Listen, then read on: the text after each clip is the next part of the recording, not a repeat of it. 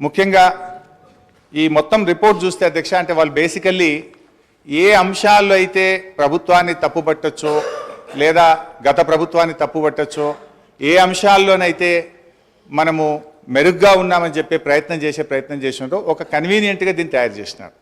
చాలా రంగాల్లో తెలంగాణ రాష్ట్రం అద్భుతమైనటువంటి గత 10 సంవత్సరాల్లో ప్రగతిని సాధించింది. అనేక విషయాల్లో కూడా మనం చాలా మెరుగ్గా ఉన్నాం అధ్యక్ష. కానీ వీళ్ళు తయారు చేసినటువంటి పట్టికలు చూస్తూ ఉంటే అధ్యక్ష ఏవైతే వాళ్ళకి కన్వీనియంట్గా ఉంటాయో వాటిని చూపించేటువంటి ప్రయత్నం చేసినారు. నార్మల్గా అప్పులను ఎట్లా చూస్తామంటే డెట్ టు జిఎస్డిపి రేషియో చూస్తుంటాం. కానీ ఇక్కడ డెట్ టు జిఎస్డిపి రేషియో టేబుల్ను ఇందులో పెట్టకుండా డెట్ టు రెవెన్యూ రిసిప్ట్స్ చూపించే ప్రయత్నం చేసినారు. ఇప్పుడు అంతర్జాతీయంగా అయినా జాతీయంగా అయినా అప్పులను కొలిచే విధానము debt to GSDP ratio.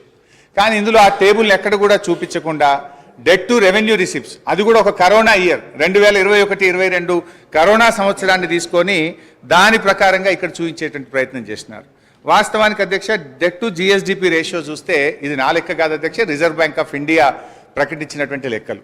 Debt to జిఎస్డిపిలో చూస్తే అధ్యక్ష అప్పులు తక్కువ తీసుకున్నటువంటి రాష్ట్రాల్లో కింది నుంచి మనం 5వ స్థానంలో ఉన్నాం. అంటే మనకంటే 22 రాష్ట్రాలు తెలంగాణ కంటే అప్పు ఎక్కువ తీసుకున్నటువంటి రాష్ట్రాలు ఈ దేశంలో ఉన్నాయి అధ్యక్ష.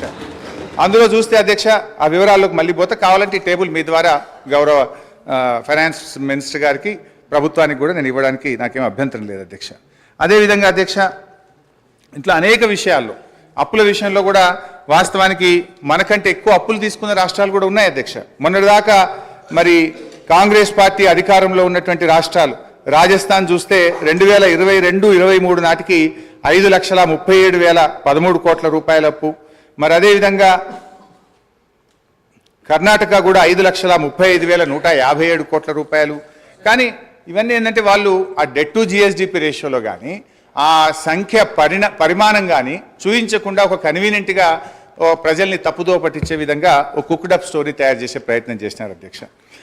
అదేవిధంగా క్యాపిటల్ ఎక్స్పెండిచర్లో సరే వాళ్ళు చూపించిన లెక్క ప్రకారమే 54,000 కోట్లు గత 10 ఏళ్లలో క్యాపిటల్ ఎక్స్పెండిచర్ చేసినట్టుగా చూపించారు.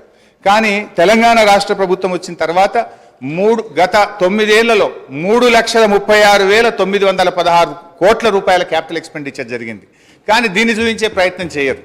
అంటే ఇలా ఎంత క్యాపిటల్ ఎక్స్పెండిచర్ జరిగింది, ఎటుపోయింది డబ్బంతా కూడా అంటే రేపు రాష్ట్ర అవసరాల కోసం, రేపటి భవిష్యత్ తరాల కోసం మేము ఆస్తుల కల్పన చేసేటువంటి ప్రయత్నం చేసినాం.